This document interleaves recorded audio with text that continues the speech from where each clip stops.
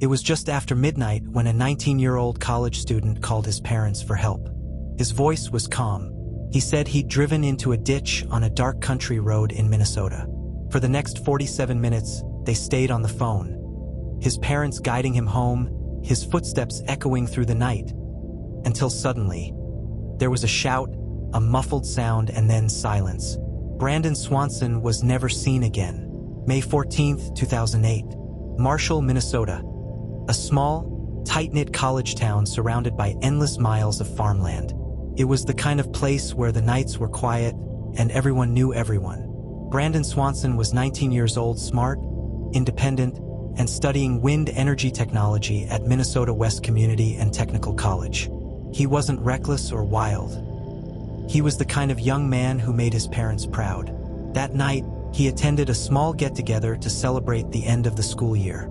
Friends later said he had 1 or 2 drinks but seemed perfectly fine when he left just before midnight, headed for his home in Marshall, a 30-minute drive through rural backroads. He never made it home. Around 1:15 a.m., Brandon's car hit a ditch along a gravel road. He wasn't hurt, just stuck. He tried calling friends first, then decided to call his parents, Brian and Annette Swanson. "Hey, I'm fine," he said, "but my car's stuck. Can you come get me?" They told him to stay put and headed out to find him. Brandon mentioned he was near the town of Lind, a small community about 10 minutes southwest of Marshall. His parents drove there, headlights cutting through the fog and darkness. But no matter how many roads they checked, they couldn't find his car.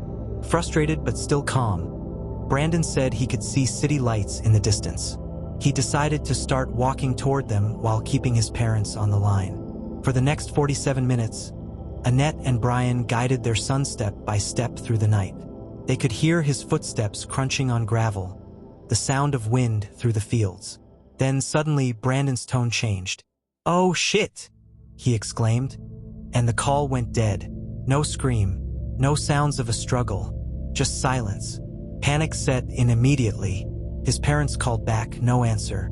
They drove the same roads over and over again, shouting his name into the night. By morning, they contacted police, but the response wasn't what they expected. Authorities initially believed Brandon had simply walked off to cool down or sleep somewhere, assuming he'd turn up later. Annette and Brian knew better. Something was wrong. After insisting on a search, police finally began tracing Brandon's phone signal. And here's where the first twist appeared. He wasn't near Lind at all. His phone pinged near Porter, a small town 25 miles away. Somehow, Brandon had completely misjudged his location in the dark. Search teams and volunteers combed the fields near Taunton and Porter. They found his Chevy Lumina stuck on the edge of a gravel road, doors closed, no sign of struggle. Inside, his keys were missing. Search dogs tracked Brandon's scent through nearby fields. It led to the edge of the Yellow Medicine River, a shallow, winding stream that ran through tall grass and farmland. It was spring, and the river was cold and fast from snowmelt. For days, searchers feared the worst, that Brandon had fallen in and drowned. But when the area was drained and searched multiple times, no body was ever found. No clothes, no phone, no wallet, nothing. Over the years, investigators followed every possible theory. Did Brandon fall into the river and get swept away? Did he find his way to another road and succumb to exposure?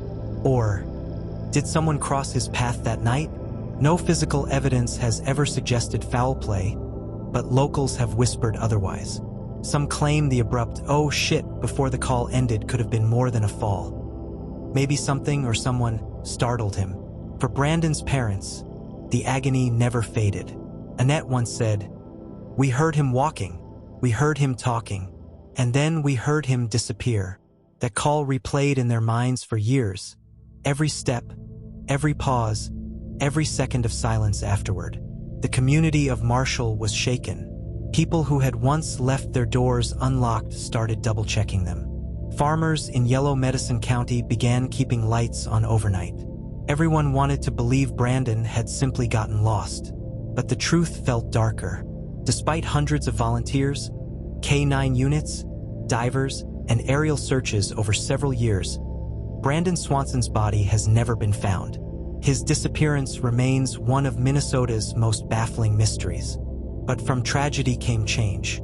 Brandon's parents fought to pass Brandon's Law, legislation that requires police to immediately begin searching for missing adults, rather than assuming they left voluntarily. The law was enacted in 2009, ensuring that no family would ever be told to wait a day when every minute could matter. To this day, no one knows what happened during those final seconds of the call. A misstep into the river, a sudden accident, or something darker, hidden in the quiet fields of rural Minnesota? All we know is that a young man vanished, and the line went silent. And somewhere, in the night air over Yellow Medicine County, the echoes of that silence still remain.